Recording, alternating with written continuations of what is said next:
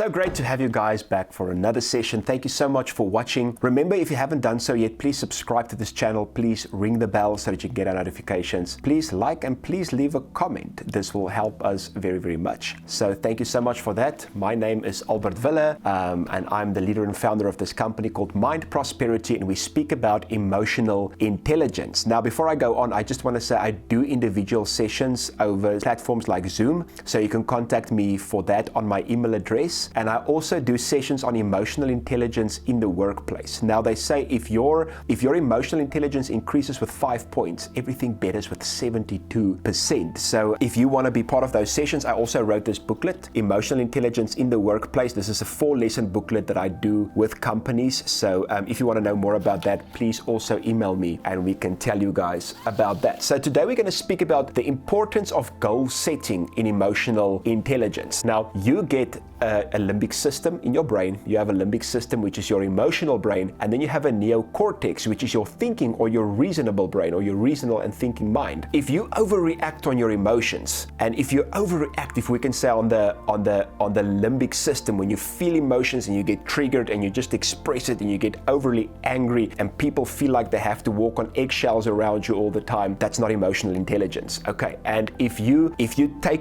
bury your emotions and if you put your emotions totally away, you don't deal with them, you kind of hide them and bury them, and you become an unemotional person that just works on reasoning, or you're just your rational or your thinking mind, that's not emotional intelligence either. But what we want to do is we want to manage our emotions in a rational way. It's almost where we bring the limbic system and the neocortex together, or where we bring the feeling mind and the thinking mind together. Now, in some situations, we will tend to be more emotional, so we won't always have a 50-50. In some cases, in some situations, we will be more rational. But what we want to do is we want to say, listen, I don't want to hide my emotions, nor do I want to overreact on my emotions. I want to deal with my emotions in a rational way. That's what emotional intelligence is about. And today we're going to speak about the importance of goal setting in emotional intelligence. Why is it important for you to have a goal when it comes to your emotions? Because a goal helps us to grow. Vision helps us to grow. To have a desired outcome helps us to grow. When you go to gym, when it goes to your physical body, and when you go to a good trainer like I have, and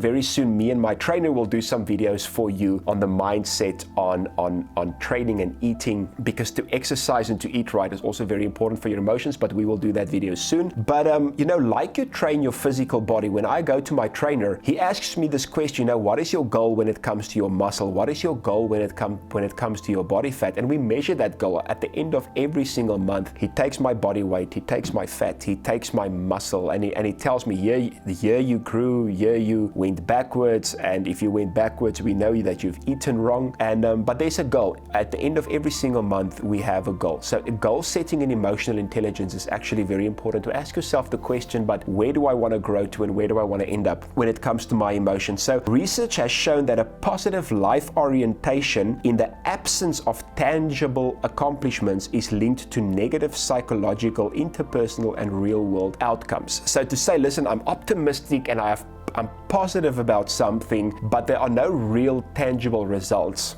has a negative psychological, interpersonal effect. And I heard one person say it like this. He said, people don't burn out because they work hard, or just because they work too hard. He said, people burn out because they overwork and they don't see results. So we have to get to that place where we say, listen, we want tangible accomplishments and results. And by that, I'm not saying every single time you don't reach your goal, every single time you don't reach your accomplishment, every time you do get overly angry, or at times where you do bury your emotions. I'm not saying at that time, quit, give up, because that's not emotional intelligence either. It's very important to be resilient. It's very important to forgive yourself. It's very important to start over, but it is very important to have a goal in your emotional intelligence. And I'm going to give you the 6 stages of learning that compromise the cognitive domain. And I believe if you use these 6 things in your goal setting, it will really help you to grow. So let's go. Number 1, knowledge. It's important to attain more knowledge about your emotions, about emotional intelligence, like watching this video, like watching other videos about your emotions, about emotional intelligence, like reading books like Daniel Goleman's book on emotional intelligence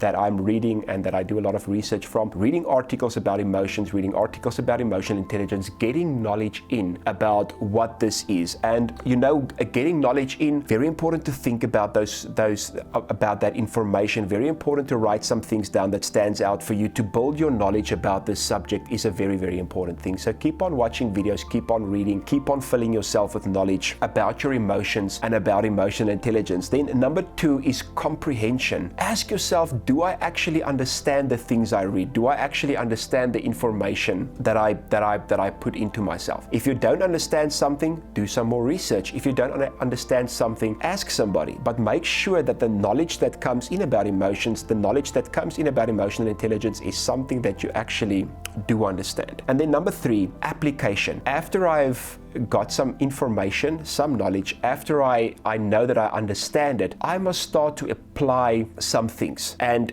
you know, so many people get information, so many people even understand the information, but if you don't apply this, it's not going to help you in life. And if you don't have a goal, this is why goal setting is so important in emotional intelligence. If you don't have a goal, you're not going to know what to apply or even how to apply it. If I don't have a goal to have a better body, I won't go to the gym, I won't eat right because I don't have a physical, and I want to say written, because I think it's very important to write down your goal. I think it's very important to have your goal on paper. Maybe have your goal on your wall on what you want to do, and then say application. I want to treat people this way. I want to treat myself this way. I want to start feeling this way. I want to do this, and this is how I want to apply it. Number 4, analysis. Analysis is about detailed evaluation. Now that I've applied it, I want to go evaluate the things that I'm applying. Is it helping me or is it not helping me? The things that I'm applying, is it bringing me further to or closer to my goal, or is it taking me further away from my goal? So this is why analysis and evaluation is very important. Then number 5, synthesis. And this is about taking a holistic approach, saying how do different things work together to help me? So say for instance, and like I said, we're going to do a video about this, my work, my family, my exercise, my eating,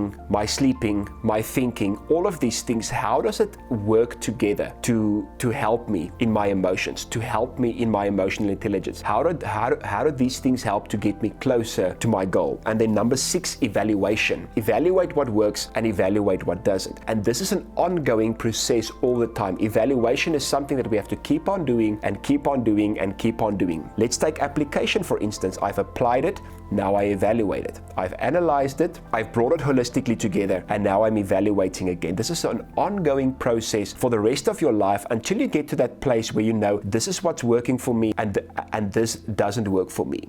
But now, with all of these 6 things, like I'm saying, from the beginning till the end, you're going to have to go through these 6 stages all the time, and you have to keep on evaluating what works, what doesn't work. If you do this, you're going to grow in your emotional intelligence, you're going to grow closer to your goal. But if you don't have a goal, then there won't be any measurable process, and that can have a negative psychological effect. So I want to encourage every single person that's watching, get a clear goal, apply these 6 things, and see how you're going to grow, and see how much influence you're going to have in the world out there, because a person with emotional intelligence has influence. Your best bosses, your best leaders, your best influencers are people with a high emotional intelligence. And the reason I'm saying this is because I know if you increase your emotional intelligence, if you start to apply this, man, you're going to have a lot of influence, and I want to see the influence that you can have. Thank you so much for watching this video. Many more are coming. We love you. Thank you so much.